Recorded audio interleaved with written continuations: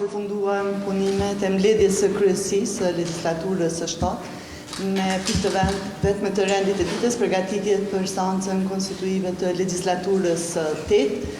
Në mbledhje ishin pranishëm kryesia e legjislaturës së kaluar dhe përfaqësuesit e partive politike të cilët kanë fituar zgjedhjet dhe u vendos pra sipas propozimit të ushtruesës së detyrës së presidentes që seanca konstituive legjislaturës së 8 mbahet me datën 22 mars, gjithsesi të hënën në ora 10.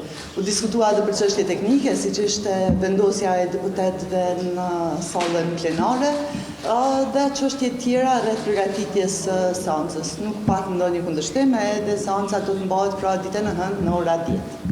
Po e dini që sipas legjislacionit në fuqi, fillimisht duhet të konstituohet kuvendi, që ne besojmë se do të ndodhë me datën 22, kur do të votohet edhe kryesia, pra pas betimit të deputetëve, menjëherë bëhen propozimet për kryetarin e kuvendit nga ana e lëvizjes vetëvendosjes fituese e zgjedhjeve.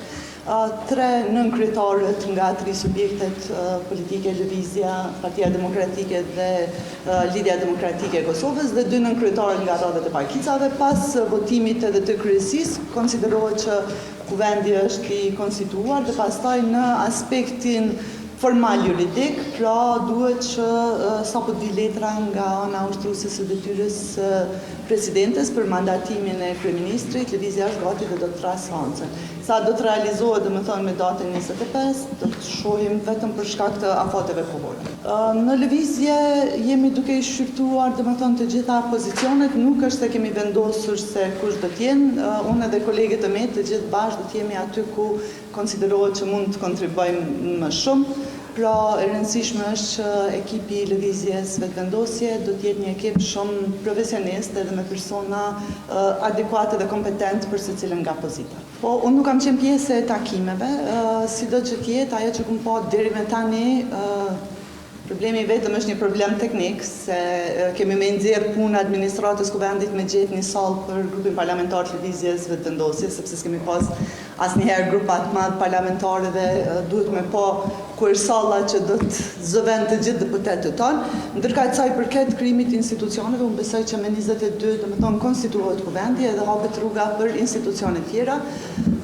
Sa i përket të gjitha institucioneve përfshi edhe pozitën e presidentit, unë besoj që subjektet politike të gjithë kanë marrë porosinë e duhur nga qytetarët në zgjedhjet e 14 shkurtit.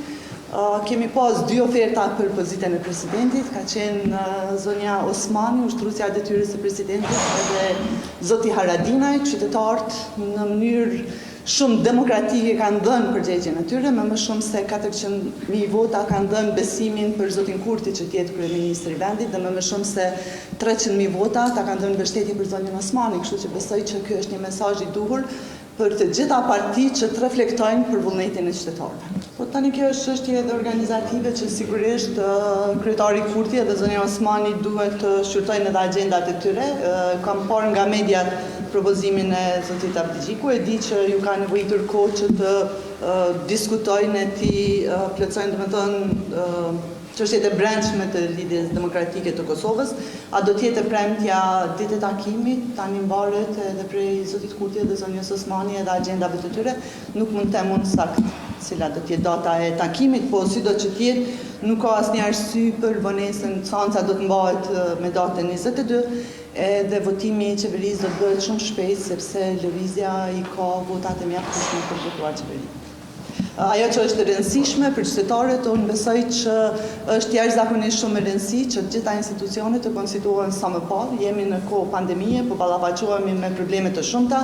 Aktualisht kemi në detyrë një qeveri e cila asnjëherë nuk ishte faktikisht qeveri, kështu që është shumë e rëndësishme për interesin e përgjithshëm të vendit që sa më shpejt të konstituohen institucionet edhe të vazhdohet me punë.